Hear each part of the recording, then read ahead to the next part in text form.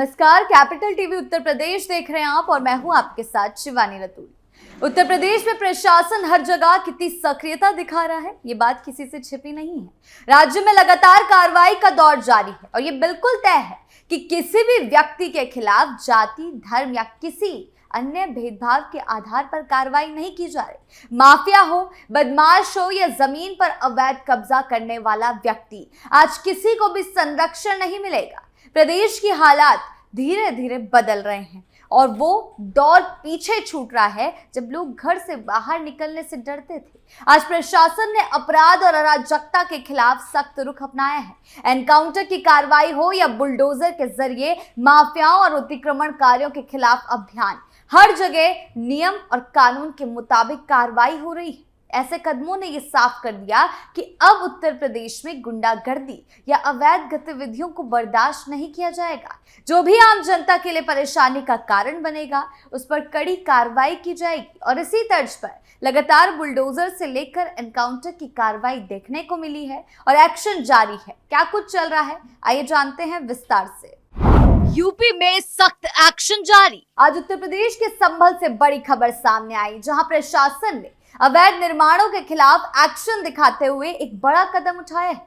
संभल में गौसुल मस्जिद और उसके साथ एक मदरसा समेत 8 दुकानों को हटाने के लिए बुलडोजर कार्रवाई की तैयारी की जा रही है, क्योंकि प्रशासन ने पाया कि ये सभी निर्माण सरकारी या बिना मंजूरी वाली जमीन पर बने हैं। अधिकारियों ने संबंधित निर्माणों की पैमाइश भी कर ली और कहा है कि जल्द ही अवैध कब्जा हटाया जाएगा। ये कार्रवाई कानून और व्यवस्था के पालन का संकेत है और ये बताती है कि सरकार किसी भी अवैध कब्जे को बर्दाश्त नहीं करेगी। माफिया और अपराधियों पर बड़ा प्रहार।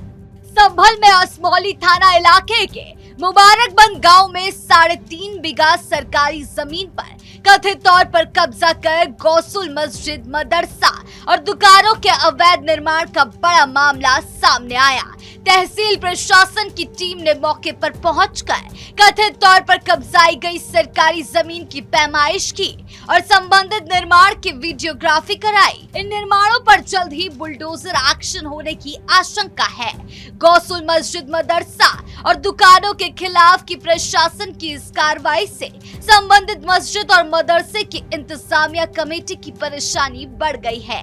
खबर के मुताबिक गौसुल मस्जिद और मदरसा समेत 8 दुकानें बुलडोजर एक्शन की जद में आ सकते हैं। उत्तर प्रदेश के संभल में इससे पहले भी मुस्लिम समुदाय के धार्मिक स्थानों पर बुलडोजर एक्शन हो चुका है। संभल के नरौली में 285 वर्ग मीटर जमीन पर बने दारुल उलूम मदरसे को बुलडोजर चलाकर ध्वस्त कर दिया गया। नरौली पंचायत के चेयरमैन बिटन मलिक ने इस कार्रवाई पर सवाल खड़े किए। उन्होंने कहा कि इस कार्रवाई के संबंध में प्रशासन की ओर से कोई सूचना नहीं दी गई थी। वहीं शामली में नगर पालिका ने शहर में अतिक्रमण के खिलाफ सख्त कार्रवाई करते हुए सब्जी मंडी और धीमानपुर रोड पर अतिक्रमण हटाओ अभियान चलाया। इस दौरान दुकानों और मकानों के बाहर सड़क तक किए गए अवैध निर्माण को बुलडोजर की मदद से हटाया गया। नगर पालिका चेयरमैन अरविंद संगल ने बताया कि शहर के अलग अलग जगहों पर अतिक्रमण के कारण लोगों का आवागमन में भारी परेशानी हो रही थी। इस संबंध में नगर पालिका को लगातार शिकायतें मिल रही थी। रविवार को नगर पालिका की टीम ने अभियान चलाकर 20 से अधिक दुकानों और मकानों के बाहर से अतिक्रमण हटवाया। चेयरमैन ने कहा कि शहर को अतिक्रमण मुक्त बनाने के लिए ये अभियान जरूरी है और आगे भी लगातार जारी रहेगा। उन्होंने शहर वासियों से अपील की कि अतिक्रमण न करें और नगर पालिका के अभियान में सहयोग दें। बुलडोजर से लेकर एनकाउंटर तक कार्रवाई। उत्तर प्रदेश में अपराध रोकने के लिए योगी आदित्यनाथ सरकार ने कड़ा रुख अपनाया है। ऑपरेशन खल्लास, एनकाउंटर एक्शन और ऑपरेशन लंगड़ा जैसे अभियान चलाकर पुलिस अपराधियों के खिलाफ सख्त कार्रवाई कर रही है। इन अभियानों का मकसद अपराधियों में कानून का डर पैदा करना और आम लोगों को सुरक्षित माहौल देना है। खासकर उन बदमाशों को निशाना बनाया जा रहा है जो पुलिस पर हमला करते हैं या भागने की कोशिश करते हैं। इन कदमों से कई बड़े अपराधी पकड़ में आए हैं या प्रदेश छोड़ने को मजबूर हुए हैं। सरकार का ये संदेश साफ है कि अब उत्तर प्रदेश में अपराध के लिए कोई जगह नहीं और कानून तोड़ने वालों के खिलाफ तुरंत कड़ी कार्रवाई की जाएगी। ऐसे कई एक्शंस देखने को मिले हैं। उत्तर प्रदेश में अपराधियों के खिलाफ पुलिस का सख्त रुख लगातार जारी है और इसका असर अलग अलग जिलों में हुई ताबड़तोड़ मुठभेड़ों में साफ दिखाई दे रहा है। आजमगढ़, जौनपुर और झांसी में पुलिस और बदमाशों के बीच कई बार आमना सामना हुआ, जिसमें वांछित अपराधियों ने पुलिस टीम पर फायरिंग तक की। हालांकि पुलिस ने भी जवाबी कार्रवाई करते हुए कई बदमाशों को घायल कर गिरफ्तार किया है। देखिए रिपोर्ट। माफिया के नेटवर्क पर चोट। आजमगढ़ में 24 घंटे के अंदर दूसरी बार पुलिस और बदमाशों का आमना सामना हुआ। तरवा थाना क्षेत्र में हत्या के प्रयास के मामले में फरार आरोपी ने पुलिस टीम पर ताबड़तोड़ फायरिंग कर दी। इस दौरान थाना प्रभारी चंद्रदीप बाल बाल बच गए। जवाबी कार्रवाई में पुलिस ने आरोपी को गोली मारकर घायल कर दिया, जिसकी पहचान रमेश यादव के रूप में हुई। उसे इलाज के लिए अस्पताल में भर्ती कराया गया। इसी जिले में ऑपरेशन लंगड़ा के तहत एक और मुठभेड़ शहर कोतवाली क्षेत्र के मोहती घाट के पास हुई। यहाँ लूट के मामले में वांछित शातिर अपराधी धर्मेंद्र सिंह पुलिस से भिड़ गया।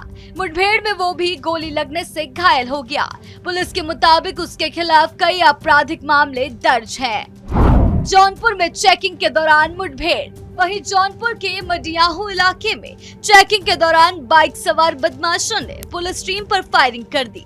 पुलिस ने जवाबी कार्रवाई की, जिसमें एक बदमाश के पैर में गोली लगी और उसे गिरफ्तार कर अस्पताल भेजा गया।